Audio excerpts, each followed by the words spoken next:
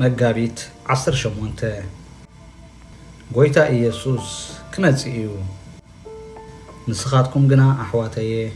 ኩላትኩም ደቂ ብርሃንን ደቂ መዓልትን ኢኹም እሞ እታ መዓልቲ እቲኣ ከም ሰራቂ ከይትመፀኩም ሲ ኣብ ጸልማት ኣይኮንኩምን ዘለኹም ንሕና ናይ ለይትን ናይ ጸልማትን ኣይኮናን ቀዳማይ መልእኽቲ ተሰሎንቄ ምዕራፍ 5 ፍቅዲ 4 ክሳብ 5 ኢየሱስ ክርስቶስ ብኽብሪ ካልኣይ ግዜ ከም ዝመጽእ ቃል እግዚኣብሔር ብዙሕ ሰዓት ተዛሪቡና ኣሎ እታ ክርስቶስ ዝመጸላ ሰዓት ከዓ ብዘይካ ኣቦ ዝፈልጣ ዋላ ሓደ ሰብ ከምዘየለ ይነግረና እዩ ከማ መጻጻእ ሰራቂ ብለይቲ ከምቲ ብዘመኖ እቶም ኣህዛብ እናበልዑን እናሰተዩን እናመንዘሩን ከለዉ ዘይሓሰብዎ ጥፍኣት ዝመጾም ከምኡውን ሰብ ሰዶምን ጎመራን ደሓኒ እዩ ዘሎ ኢሎም ተዛንዮም ከለዉ ጥፍኣት ዝመጾም ከምኡ ምጽኣት ጎይታ ንብዙሓት ከይሓሰብዎን ከይተጸበይዎን ሃንደበት ከም ዝኾኖም ቃል እግዚኣብሔር ይነግረና ሓደ ፈታዊኻ ጽባሕ ክመጽእ ሰዓት ክንደይ ከም ዝመጽእ ግን ክነግረካ ኣይክእልን እየ ኣብዚ ጣዕመኒ ሰዓት ክመጽእ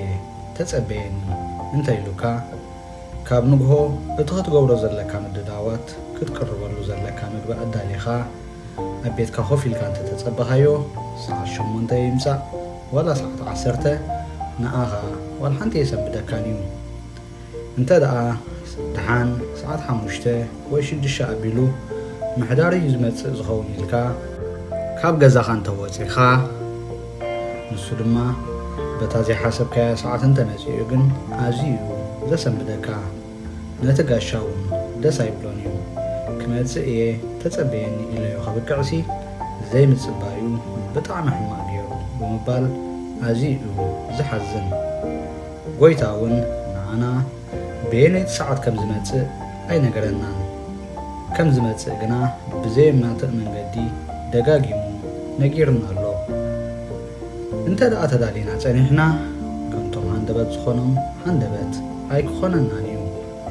ቃል እግዚኣብሔር ንዓና ደቂ ብርሃንን ደቂ መዓልትን ኢኹም እሞ እታ መዓልቲ ሃንደበት ከም ሰራቂ ከይትመጸኩም ሲ ኣብ ጸልማት ኣይኮንኩምን ዘለኹም እዩ ዝብለና ብዘመኖ ነቶም ካልኦት እቲ ጥፍኣት ዘይሓሰብዎ ክኾኖም ከሎ ነቲ ዓርኪ እግዚኣብሔር ዝነበረ ኖህ ግና ምምጻእ ማይ ኣይሂ ዘይተጸበዮ ኣይኮነን ዝተዳለወሉ ንምድሓኑ እትኸውን መርከብ እውን ዝሰርሓሉ እዩ ነይሩ ስለዚ ንሕና እውን ከም ኖህ ኩሉ ግዜ ዝተዳለና ክንከውን ክንጥንቀቕን ክንነቅሕን ይግባአና ጎይታ ኢየሱስ ክመጽእ እዩ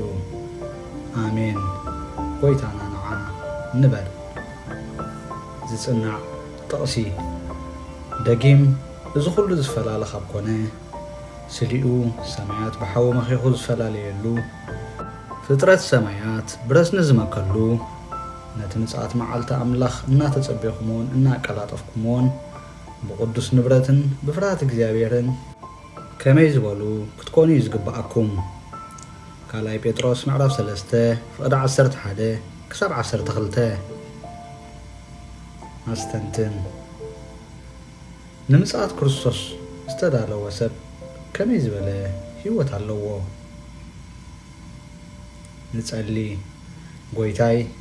ኣብ ኩሉ ናብራይ ምጽኣትካ ከም ዝቐረበ እናሓሰብኩ